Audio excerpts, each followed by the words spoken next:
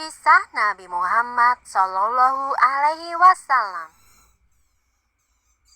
Kaum Quraisy menggunakan berbagai macam cara untuk melawan Nabi Muhammad. Al-Quran yang disampaikan oleh Nabi Muhammad mereka anggap sebagai syair biasa, sehingga mereka meminta pada Abu Sufyan bin Al-Haris untuk membuat syair tandingan. Tentu saja, syair buatan manusia tidak akan bisa mengalahkan Al-Quran. Gagal dengan rencana pertama, kaum Quraisy melaksanakan rencana kedua. Mereka mulai menakut-nakuti, bahkan menyiksa para pengikut Nabi Muhammad. Meskipun sangat membenci Nabi Muhammad, kaum Quraisy tidak berani mengganggu Nabi Muhammad secara langsung. Itu karena sang Nabi berasal dari salah satu kabilah terpandang. Namun lain halnya dengan Abu Jahal. Ia adalah paman Nabi Muhammad dan ia sangat membenci Nabi Muhammad. Suatu hari ia membawa sebuah batu yang sangat besar bermaksud untuk membunuh Nabi.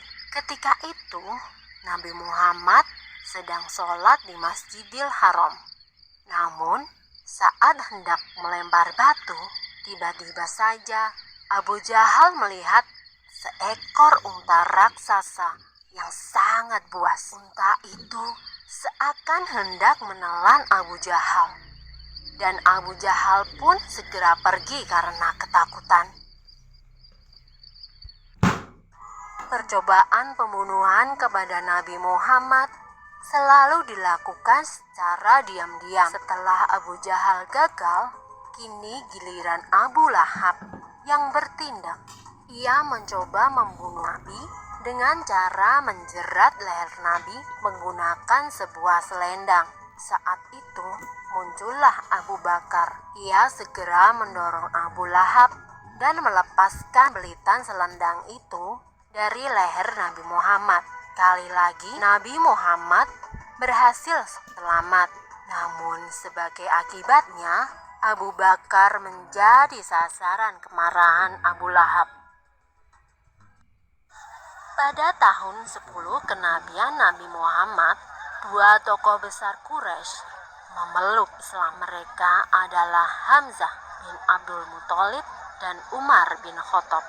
Dengan masuknya kedua tokoh ini, kekuatan kaum Quraisy semakin berkurang. Kaum muslimin, para pengikut Nabi, semakin berani melakukan sholat di depan Ka'bah.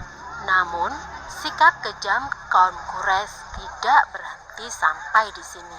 Dipimpin oleh Abu Jahal, paman Nabi, dan Abu Sufyan, kaum Quraisy mengucilkan siapa saja yang berhubungan dengan Nabi.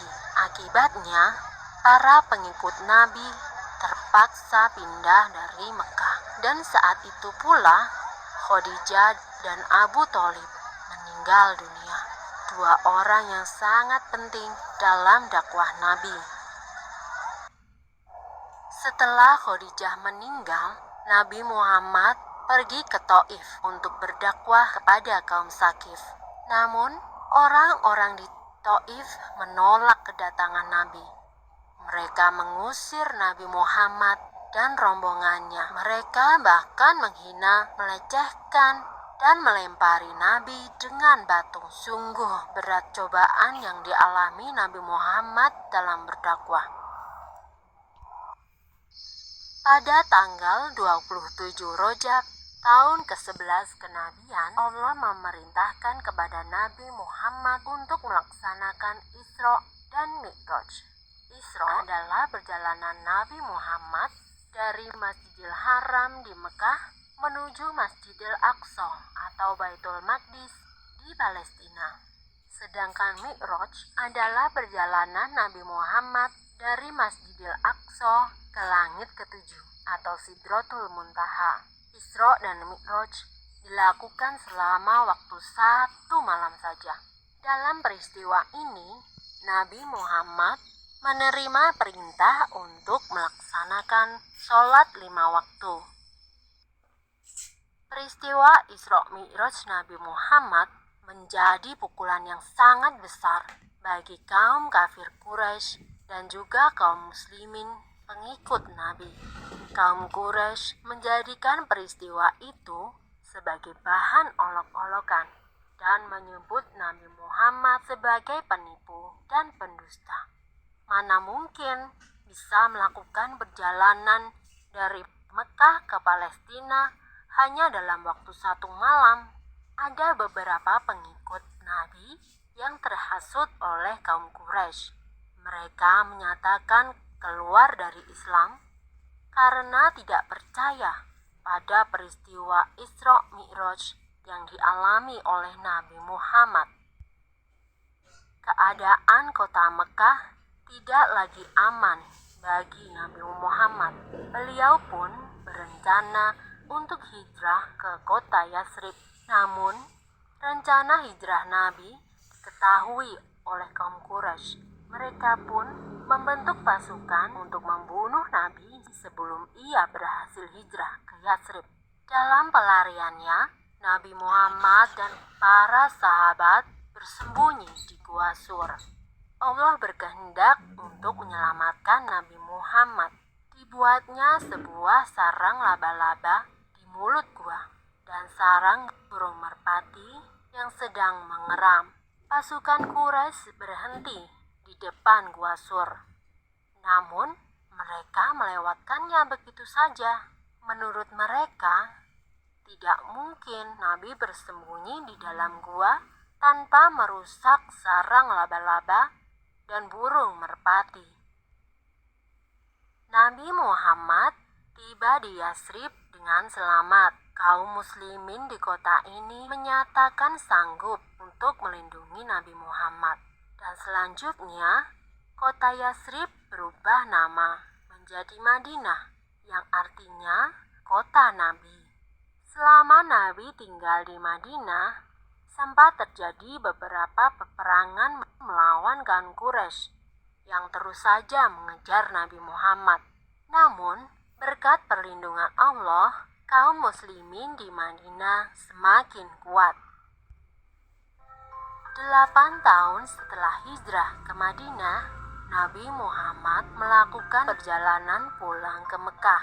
Kali ini, Nabi Muhammad diiringi oleh para pengikutnya yang berjumlah 10.000 orang. Melihat banyaknya kaum muslimin yang menemani Nabi Muhammad, pemimpin Quraisy pada waktu itu, Abu Sufyan bin Harb, menemui Nabi Muhammad dan menyatakan diri masuk Islam.